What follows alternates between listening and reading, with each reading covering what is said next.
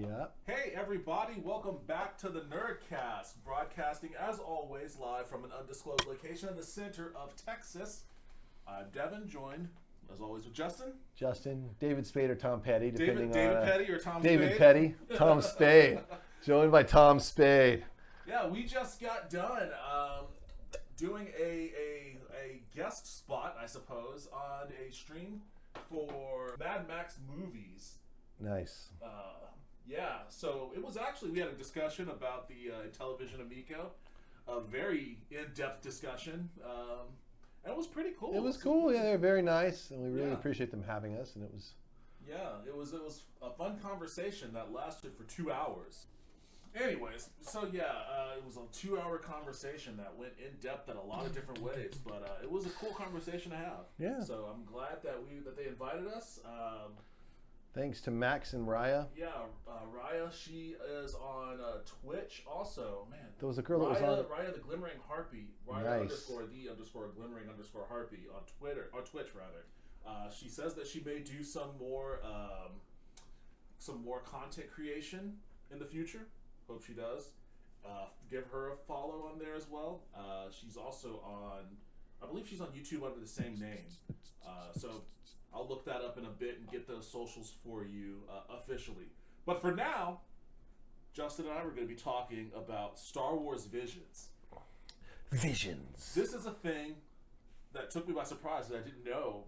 I didn't know that it was in the works. I knew it was in the works. You knew it was in the works? Oh yeah. You're tuned in on Star Wars in a way that I watched the corporate call with Kathleen Kennedy and. Did you? Oh fuck yeah, dude! Oh, that's funny. They rolled out all kinds of shows, man. They rolled out the Ahsoka show and. That one, yeah. That show that Gina Carano was gonna have be on, but then she. It sounds like they might bring her back, but. Yeah, they probably will. We will see. I mean, I don't think she should have been fired anyways, but. I'm agnostic towards it. So yeah, I did actually. Now that you mentioned it, I did watch some of that, but I forgot that they announced the Visions thing there. When I saw it pop up, on Disney Plus, my initial reaction, it reminded me of before I watched any of it. It reminded me of the Animatrix. Yeah, I can see that. And I didn't like the Animatrix. So I was initially like, I actually didn't watch the Animatrix. I was so bummed out by films 2 and 3 of the Matrix that I was matrixed out. I was like, you know what? I'm gonna take the blue pill. You know what I'm saying? I'm just, after that first movie, I'm gonna blue pill myself back to reality. Against my, I guess, worst judgment in this case, I decided to watch Star Wars Visions anyways. I've watched the first 5 episodes, I believe, and it's pretty fucking awesome. Yeah, I like it a lot. I think it's really cool. So basically what it is it's 9 episodes, I believe. Anime shorts. It's animations from Japanese animation studios. Yeah. I guess it's from what I can take from it is they gave these animation studios free range to do and that's what I love about it. That's what I love the most about it. They just said, here, man, it's the sandbox. Doesn't matter. It doesn't have to line up with anything. Doesn't have to make any sense. No, people can be walking around in space. We don't give a shit. You surprise us. The only things that you have to have. No boobies. No nudity. Obviously the normal Disney stuff, but there has to be lightsabers, Jedis, and Sith. That's it. That's the only thing. Like, however you want to. I don't even think they probably said that. I think that those aspects probably appealed to the studios the most. You know what I mean? Yeah, you're probably right. Because we can talk about the episodes we did watch. But I mean, I think the only one that probably didn't have it didn't have a Sith. The only one that didn't have a Sith was that I've seen so far was the second one with the band. Because it was there was no Sith. There was no Sith in the one about the bride either. That guy wasn't a Sith. He was just the town. What was called something bride. It's the 5th episode, maybe. I know what you're talking 6th episode. About. Yeah, I guess he wasn't. was. No He was Sith more in that. of He was just a tool. Like a moth guy. Yeah, he was just like an imperial tool. Yes. Random toolio. So when I was watching this, the thing that came to my mind was, you know what? Maybe I like Star Wars more than I let on, because this Like, this is the only thing. After all these years, it's just seeped in a little bit. You know, I don't know. Well, I remember way back, like in the Attack of the Clone year, thinking like not a good year. No, not a good year for Star Wars. I just remember thinking, I just want something completely new, completely different. No more of this. No more of the story of Darth Vader and Luke Skywalker and all that. None of this or the Jedi, Sith, Empire, Republic kind of stuff. I just want something completely different and new and way out in the ether. And obviously, it took 20 years, we did, but you got it. but I forgot about it. I forgot that was like a thing that I really wanted back then. And once I started watching this, I was like, this is exactly what I wanted, and it's so fucking awesome. Like, so let's start with the first episode because this one was the shit. It's called The Duel. The first one's called The Duel, and this one, it's about a Ronin. They don't really specify whether he's a Jedi or Sith, but you get the sense that he has a red lightsaber. He has a red lightsaber, but he's also like fucking. He's got a shit ton of red kyber crystals, you know. Yeah. Like he's a hunter, like a Jedi, a Sith hunter or something. What I liked about it was it didn't need to make it. It was just what it was. You know what I mean? It wasn't so adherent to the rules given to us by the canon at this point. They're making a graphic novel. Oh, cool! It's gonna be really fucking cool, dude. I'm gonna buy that shit for certain. But it's based kind of like on the old Akira Kurosawa kind of conceit, which is the Hidden Fortress was the impetus for Star Wars. Yeah, and this has a lot of that vibe. Yeah, totally. I thought it was a great kind of full circle for the thing, which makes it a great way to kick this whole thing off. The animation style is really, really fucking cool. It was really cool. The company that did it. It was just really artistic and awesome. I was just glad to see some artistic, awesome shit. And that's one of the coolest things about Star Wars is that there's all these aliens and worlds, and it really is just this wide open sandbox of just wacky shit. You know, that like the cantina in the initial in the original Star Wars movie. Just in that one scene, there's just so many possibilities. Just so cool, you know, and. Like I said before in other videos, I mean, what I like about Star Wars, it's the ships and all the weird designs and all the artistry that went into every fucking frame of those movies. You know there was a very cool aesthetic to it too. Yes, it was singular and it was so great, and it's just really cool to see them support this and do this and just see a completely different voice, but also really artistic. I mean. The way it starts, all letterboxed with the fucking Japanese writing across it, like you're watching a samurai movie. You know, it was great, man. All of this shit is so fucking cool. It was very cool. Look at and that lightsaber umbrella. And he stops it with his hands, and then you're like, oh, he's a Jedi, and then his lightsaber is red. Yeah, you know, it's very cool, man. It was great. It was really some of the cool. This is the studio that did it, Kamikaze Doga. They did an amazing job with the art and design and the animation on that. Like, apparently, I mean, even this shit they have in the background here looks pretty cool. Oh, well, yeah, it's their sizzle reel, dude. Yeah, of course. I know, but I mean, it still looks cool. Oh, yeah. Not everybody's sizzle reel looks cool. I guess that's true.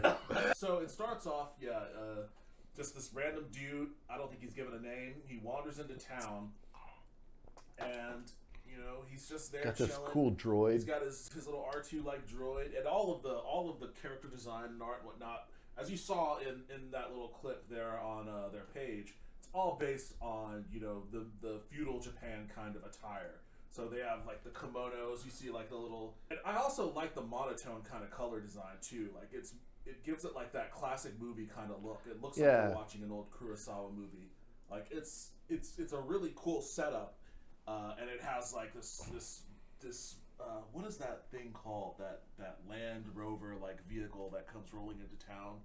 I don't know if it I don't think it has a name. I don't know if it has a name.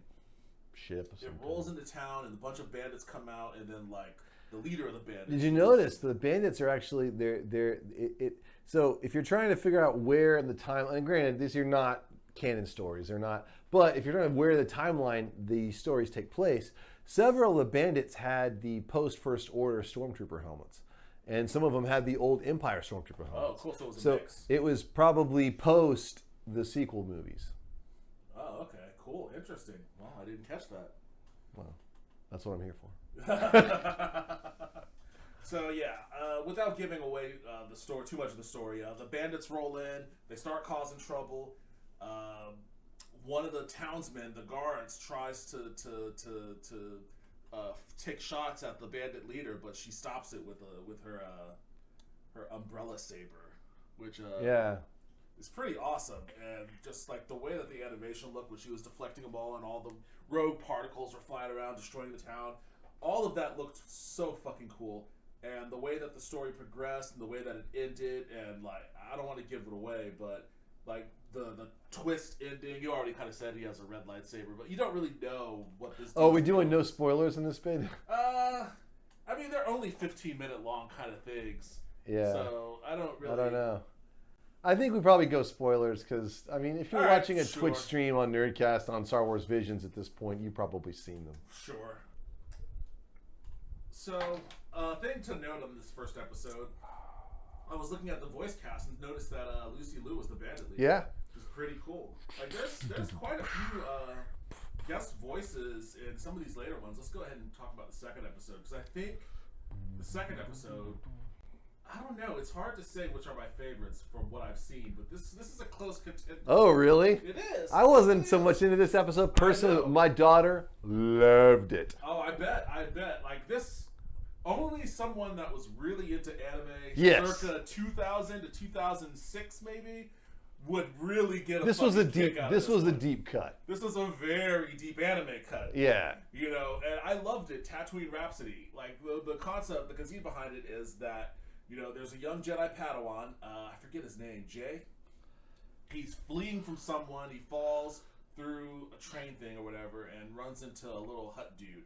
And then flash forward some years later, and they're in a rock band. kicking out the jams in a rock band. And it's pretty cool to see, like, all the characters are like chibi style. They're like super deformed. So Boba Fett makes an appearance, and it's like this little cute, super deformed. And Boba actually, Fett. Tamura Morrison does the voice for Boba Fett in the cartoon. Who?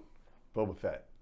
Oh, really? Was that him? Yeah, oh yeah. Oh, well, shit. That's the thing about Disney. Now that Disney owns this shit, you know what I'm saying? It's like all the guys are like, you come back and you do the voice. When they sign the contract to be, you know, it's like, we're going to need you back in here. It's like, you're going to be doing this for a while, you know, just so you know. Well, Joseph Gordon-Levitt was the voice of Jay. I knew that. Yeah, I didn't know that. And Bobby Moynihan, that name sounds familiar. My wife we were trying to figure out who sang the songs. I think it was Joseph Gordon-Levitt, honestly. Oh, really? Oh, this dude. Okay. He's actually a huge Star Wars fan. Bobby Moynihan? Yeah, we should have him on the show sometime.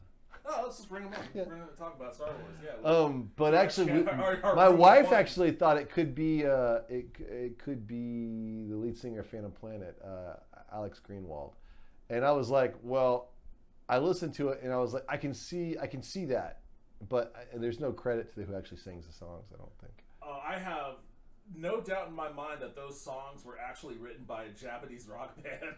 Like, well, it's an American singer singing it. Well, an American singer singing it, but I mean, especially when he goes, "You yes. are okay." I was like, yes, this is no, so yeah, Japanese. it was extremely Japanese.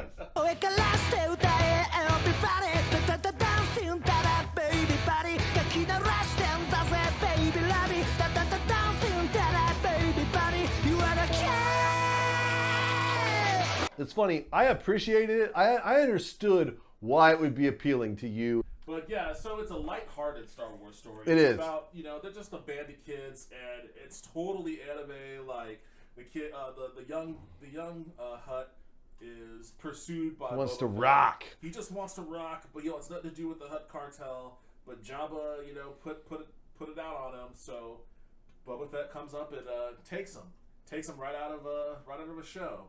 And so Jay the Jedi is, you know, he's having his dilemma. But he doesn't ever use his lightsaber. He uses it for a microphone. He uses it as a mic, you know, which is cool. I like that. Which is cool because the lightsaber kind of looks like a microphone. But also, it's kind of like not every.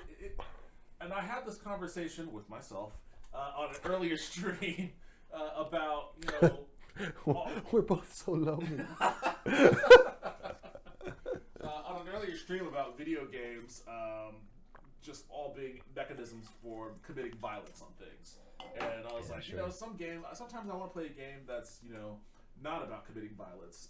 I like this because it's kind of like, it's a Star Wars that doesn't devolve into like cutting people into half with lightsabers, and it still tells a compelling story, and it has characters that I liked, and it was silly, and it was also a nostalgic throwback to like the anime that I used to watch way back in the day. So I liked this one. It was fun, lighthearted, and yeah, it does take place. I liked it too.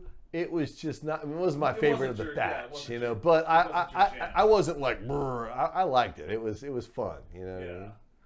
And I liked one thing I liked about that episode was just how wacky it was. They took the Star Wars thing, they just kind of went in just this completely different direction. And that's actually a runner throughout all of these, is the incredibly different directions that all of these studios. The second studio that did that was Studio Colorado. Yeah. Not Rado, Colorado. The third episode is the twins. Yeah, this is actually maybe my least favorite. And it's still cool, but it's my least favorite. My least favorite too, but it did that I've seen look so far. Really awesome. I loved the art and animation for it. Yeah, I agree. It was just like a little bit weird because like they were in space, yet they were talking and breathing. And granted, I don't want to be a stickler for the like, freaking lightsaber. I don't. I'm not. It's a fucking cartoon. I mean, but at the same time, it was just a little. It was a little crazy. And at one point, it becomes a vision. Holy shit! And it's like you're like, what is real? And I think, oh wait, maybe the whole thing's a vision. But then like 6 frames later, you're back to the same story. I'm like, all right, you guys have lost me a little bit in the plot. I'm a little bit lost. So the conceit behind the twins is that you have 2. I guess they were genetically created twins, test tube babies. It looks like, who are engineered to be strong in the dark side of the Force, and there is some kind of weapon that there's a boy and a girl. The girl wants to use this weapon to destroy something, or who knows, but the boy doesn't. So he which is weird. I mean, it plays against time. Usually the boy would be like, let's go evil and blow shit up, and the girl would be like, hey. Not in anime. In anime, it's usually the opposite. Oh, really? So, yeah. It's kind of like Avatar. Avatar is like that, where Zuko, Zuko's hard. But compared to his sister. But his sister is the one. Yeah, you're right. His sister is fucking hardcore. Hardcore. Hardcore goth. Yeah. So like it's a trait that happens with anime for certain. So he steals like, I guess, a giant kyber crystal that's powerful enough to power this weapon. And he tries to get away with it, but his sister stops him, and they end up in this like incredibly epic fight. He tries to fly away in an X-wing, and I guess she uses the Force to rip him out of it, and then they're just out in space fighting. And it's wacky animation. It's intense, and there's not a whole lot of story or depth other than not really. I enjoyed it though, but it's my least favorite of all these. Yeah. I mean, again, it was just kind of like a Star Wars mashup. It was like they kind of like took the idea of like Luke and Leia as being twins, in the Force, and they were like, what would be like a parallel reality of that similar thing? But it was so. What if Darth Vader raised him instead of Uncle Owen? Yeah. Whoever raised. Aunt Beru. They raised Luke. No, but who raised?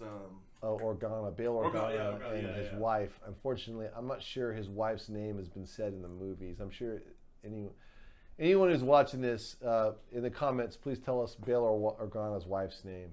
Leia's adopted mother. Yeah, they want to launch a surprise attack on the New Republic, which would have been post. Is this the post Empire? It would have been post the original movies. Yeah. Yeah. So it would have either been post the sequels or just anywhere from post Return of the Jedi to post the sequels. Yeah, I like this one, but yeah, I agree. It was probably my least favorite of. It was the one that just like suspends disbelief to an almost like insane amount. There's out in space. It's like at this point, it's not even supposed to be. We're just kind of like it's like Star Wars jazz. You know what I mean? That's what it was. That's what this whole thing is. You're right. It is. But this was like way out there jazz. This was like what is it called? Freeform? Oh yeah, freeform. Whatever it was, like the really out there shit. Yeah. Neil Patrick Harris was the voice of Kari. Allison Brie was Am. So. Yeah, I knew that. Aaron looked it up. Yeah, I didn't know all this stuff. This guy. I knew Alison Brie, and she told me Neil Patrick Harris rings a bell, but I remember Alison Brie because she was like, "Who is that?" I was like, "Oh, it's the girl from Glow." Yeah, I like her. She's cool. Yeah, she is. This cool. is the animation studio Trigger. I haven't seen any of their stuff, although I guess they've done quite a bit, including. What's going on there? Ask Tommy Tallarico. No shit. I'm sorry, I saw this. Like, You've rabbit holed us, dude. We're in a rabbit hole, a loud rabbit hole.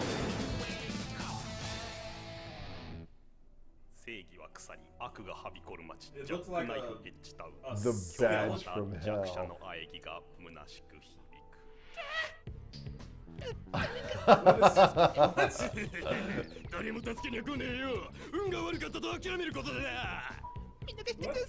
Okay. What is going on with the proportions here? I think it's actually a dude doing the girl voice.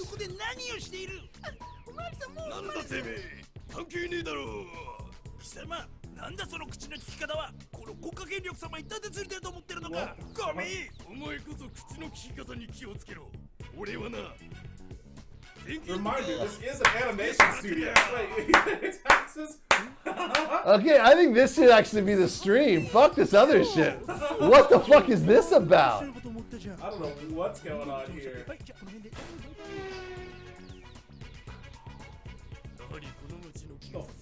What the fuck is this? It's kind of like Kung Fury, if Kung Fury was like a series of still drawings. Wait, is this guy like a cop Ghost Rider? It is, it's a cop. I'm the purgatorial flame of this running Inferno Cop. Inferno Cop. Inferno what?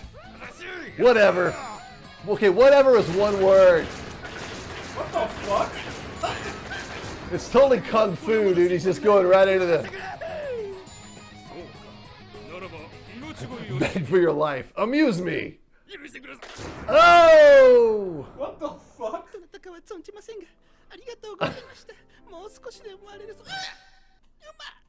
I kind of... What? What? Okay, all that much amniotic fluid would put out his flames. Yes! Ooh. We've officially seen the most Japanese thing ever created. It has happened. Like the Romantics, I think I am now turning Japanese. I'm not... Holy shit, dude. That was amazing. That's Trigger, everybody. They're responsible for episode 3 of Star Wars Visions. And I have to wonder, that's on their website. So you know Kathleen Kennedy watched that and said, yeah, they're cool. Let's do it. Let's do it. She's like, what was David Lynch? You bought yourself a week. Dude, that is maybe the greatest 15 minutes of television. So the 4th episode, I think, is the one you were talking about before, The Village Bride. Good episode. I vaguely remember. I don't know. Maybe this is my least favorite one. I still liked it, but I just remember less about it. Like, I know that it's about... Well... I don't know much about, like, there was a lot of tribal stuff going on, and I couldn't quite follow it. I know that the Jedi woman, she started off wearing a mask. I guess she had, like, a scar on her mouth. Did she have a scar in her mouth? She had a scar on her mouth. I didn't know that's why she wore the mask. Yeah. I thought it was to hide herself or something. So, let me... Although, the end of this episode, she Jedi's the shit out of that dude in high heels. It's pretty awesome. That was pretty cool. She goes through him so fast, he doesn't even realize he's... I mean, it was very Japanese in the sense it was like a samurai. Her lightsaber was like a samurai blade. It was super thin. And the guy was like, you know, what was it? What did they say about the Yakuza episode of The Simpsons? They'll kill you 3 times before you know you're dead, you know, or when you hit the ground. Before you hit the ground. Yeah, this one probably is my least favorite. I don't remember a whole lot from it, honestly. I'm like refreshing my memory on this stuff. I remember the battle at the end had the old man who was on the cliff. I guess maybe I was just too in and out of this episode. It didn't make a ton of sense. I don't remember where the old man came from. Well, it's like it didn't make a ton of sense in this. In like you basically just have to kind of accept the plot, right? The idea is that they wanted to either kill or kidnap the town chief, and instead they let the chief be, but they promised him his like granddaughter. And so knew she was going to have to go appease these guys, but the idea was that she, and then she wanted to get married before, so she was having a wedding before she was essentially going to be sent off with these dudes to who knows what. I mean, I don't know what it is they wanted to do.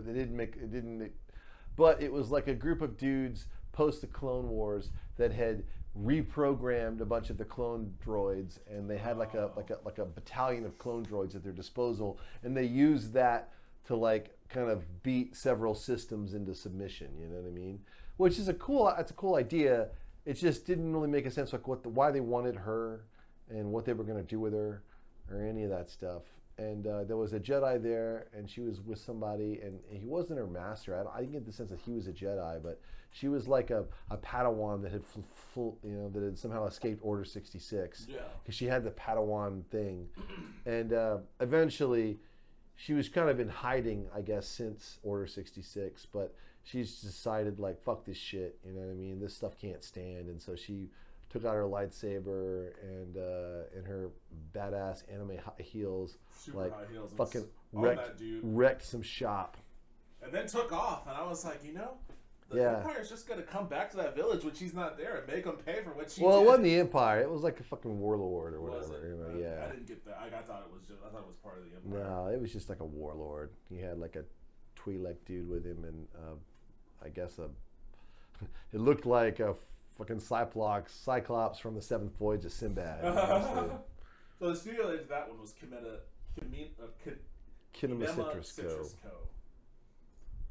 So, following that one, okay. So the last one I watched must have been this one. See, I didn't see that one. I haven't seen that one yet. I did, but oh my God, there's 4 more I haven't seen. Jeez. This one's so good. Oh, really?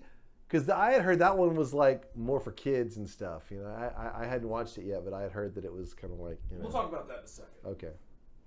But the Ninth Jedi, this might be my favorite one. Yeah, this was so far. This was the best one.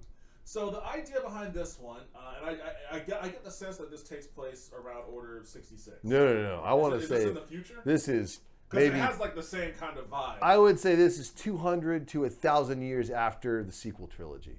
Really? Did they explain that?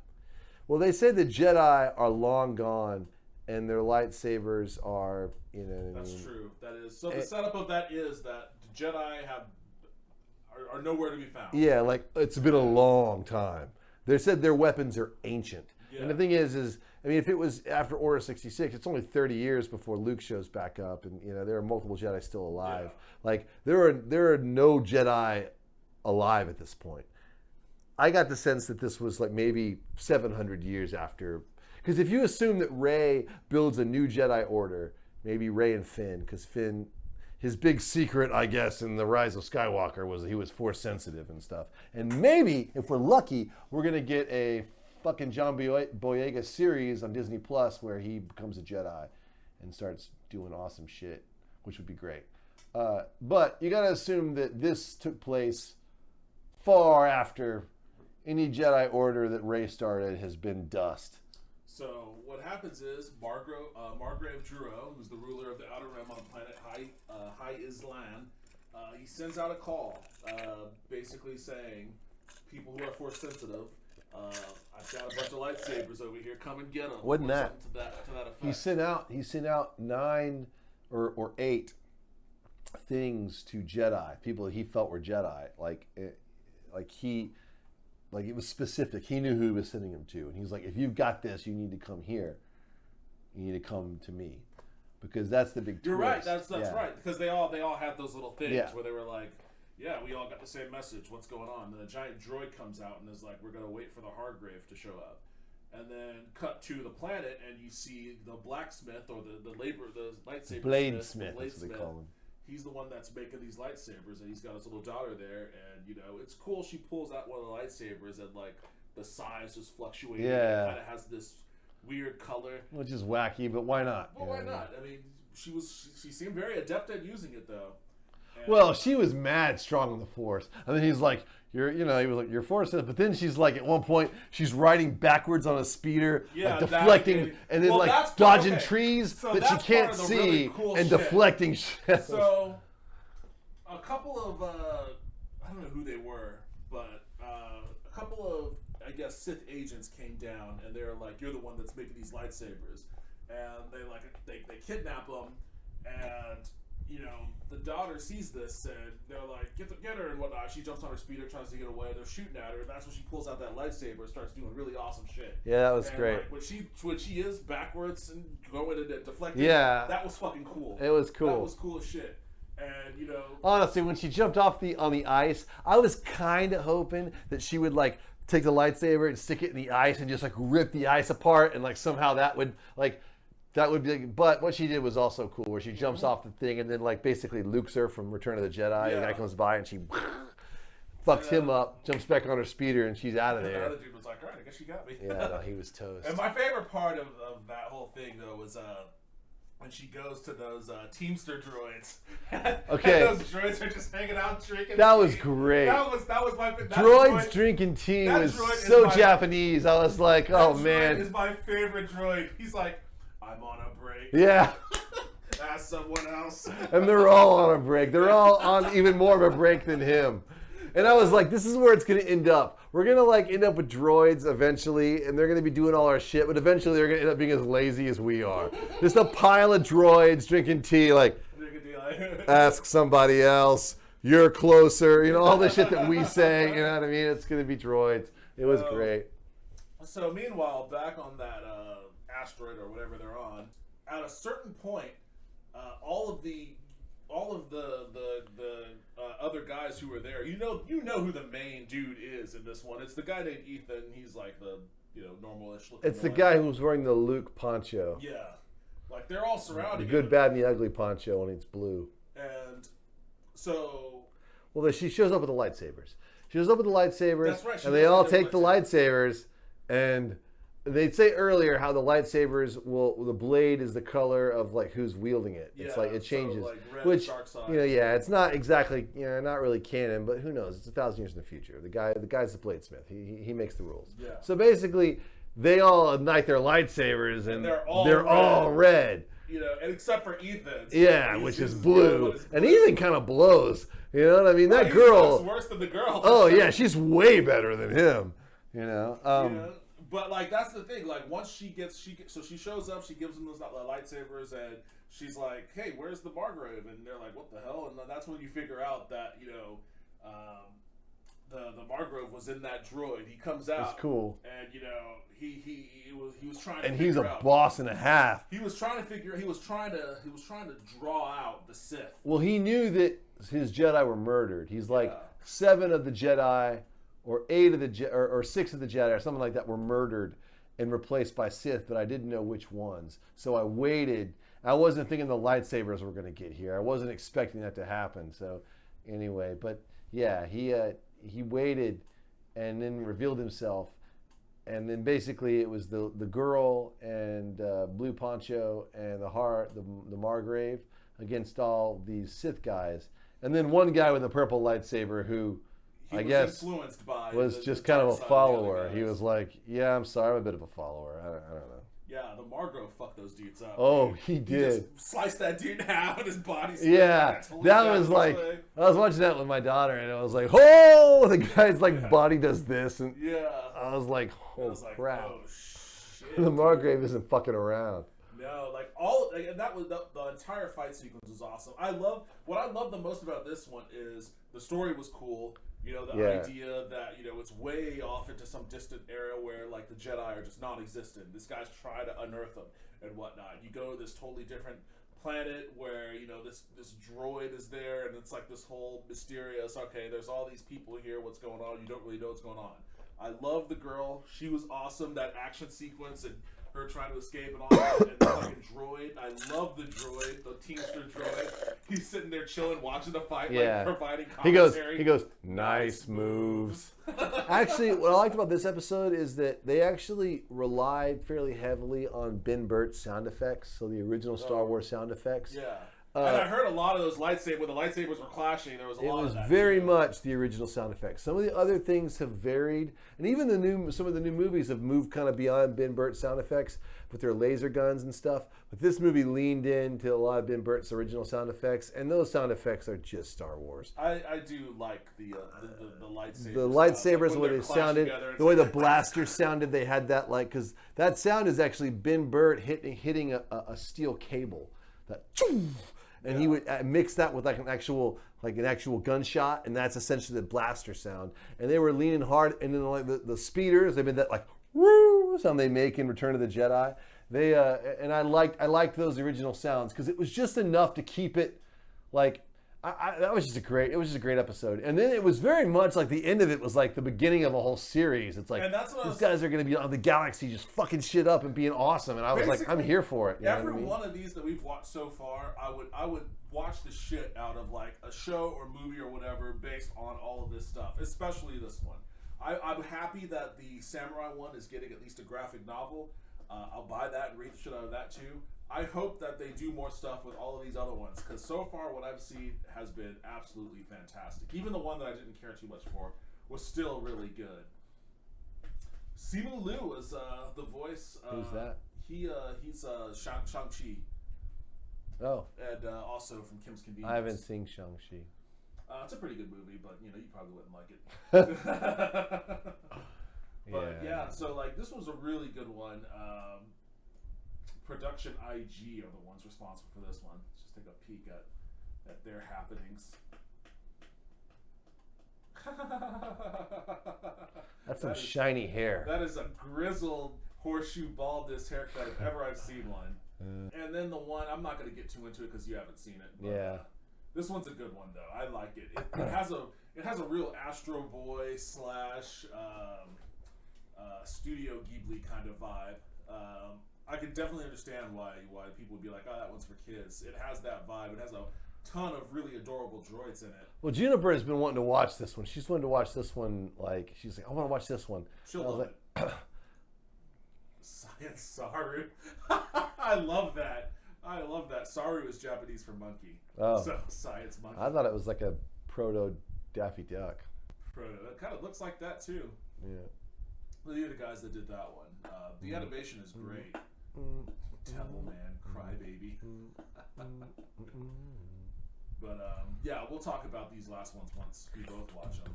But I liked this one. This had really good animation and a really cute story. So, which other ones are left? We've got another one from Trigger. All right, they got their fingers all over this. Actually, Science Saru's got another one too. Yeah, this last one. Akakiri. Supposedly the last ones are good. All the last three are good, supposedly. Okay, well, I've got that to look forward to then. But you know what? I loved all of these. Even the one that I liked the least, probably the Village Bride. One that I liked the most, the Ninth Jedi. Yeah. But I like the Duel a hell of a lot too. And Tatooine Rhapsody I love. I mean, I like so many of these. It expanded the Star Wars universe in a way that I wasn't expecting to see when I first started watching it. And it was like watching people play jazz. It was way left field, shit I wasn't expecting. They took core concepts like lightsabers, dark side, Jedi Sith, all that kind of stuff, and they just put it in a universe that I didn't ever expect to see it in, with characters that were really creative and imaginative. We're talking about 14-minute shorts and shit, and I like all the characters in the Ninth Jedi. They were great, and I liked the characters in Tatooine Rhapsody. Those were, it was a great thing. And even the ones in the Duel, the main Ronin, he has a cool story. I want to figure out who he is, why he's collecting kyber crystals. They managed to do a hell of a lot in just a few really short episodes. So I was super, super pleasantly surprised by it, and I hope they do something like this again in the future, and I hope that they expand on these. I hope that these don't just live and die as shorts. I mean, yeah, it'd be great. I just think that, one of the great things about Disney Plus and Disney owning Star Wars, people, they get all fucking bent out of shape about Disney Star Wars and whatever. But the thing is that, they've given us some pretty cool ass shit. Yeah. And they give us the Star Wars Visions, which is really cool and just totally unique and cool. And then, of course, The Mandalorian, The Bad Batch. That was fucking great. Just finished watching that. You know, my daughter loved it. We watched it together. You know, that season 7 of the Clone Wars was really cool. You know, and then we're about to start Book of Boba Fett here, and we're actually not about to. It's going to be December. Late December, 29th, you know what I mean? Which is... I thought it was 22nd. No, I wish it was 22nd. Yeah, that's a ways. That's like right on New Year's, basically. Yeah. But, you know, that'll be really cool. And then probably by the time that's over, maybe we'll get, you know... but, you know, the thing is that, like, this kind of gives you an example of a lot of the things they could do with Star Wars. You know, they could have 2 or 3 different Star Wars things going at once, you know, and it doesn't all have to be, you know... everyone gets so bent out of shape about, you know, breaking canon and breaking this breaks Star Wars. This, you know, it's like I don't give a shit about that. I mean, yeah. The thing is, Star Wars isn't real. You know what I mean? It doesn't. It's just some fun shit to watch. You know what I mean? Yeah. It's like it doesn't have to be. You know, you know, people got all mad when they decanonized all the Legends books. It's like check it out. Those books still exist. You can still, you know, read them. Well, yeah, but it doesn't. Hey, again, it's not real. It doesn't, you know, it's like if you like Star Wars, there's lots of stuff out there, you know, it doesn't, you don't have to be so rigid about it, you know, it's, you know, read what you, consume what you want, like what you want, don't like what you want. It doesn't, you know, it's all there for the taking, you know. The more Star Wars content, if you like Star Wars, the more Star Wars content, the better. And I mean, honestly, this shit could have been real buttoned up and lame, but it wasn't, man. It was obvious that they let them just go nuts. Yeah, and that's what I appreciate the most about it, is that they just said, do whatever you want. Yeah. You know? And so long as it looks cool, and fits within whatever time constraints we may put on you, like, just make it look cool. And they did it, and all of it looks cool, and I had a blast watching them. So if you haven't watched them yet, we probably spoiled them for you, but you probably have watched this based on the fact you've already seen it. Yeah, if you're awesome. watching this, you've probably already watched them. But if you watched haven't, it, watch them, go man. watch them. You know, they're great. I like them legitimately. Hey guys, thanks for watching this video. If you liked what I said, what Justin said, if you like the content we're providing, if you had any kind of laughs at all, even if you hate us, if you hate my guts, if you want to stab me, if you want to say all sorts of horrible things to me, cool. Like the video, subscribe. You'll get fed all sorts of shit you'll probably hate. And if you like us, you'll get fed all sorts of shit you probably like. So please and thank you.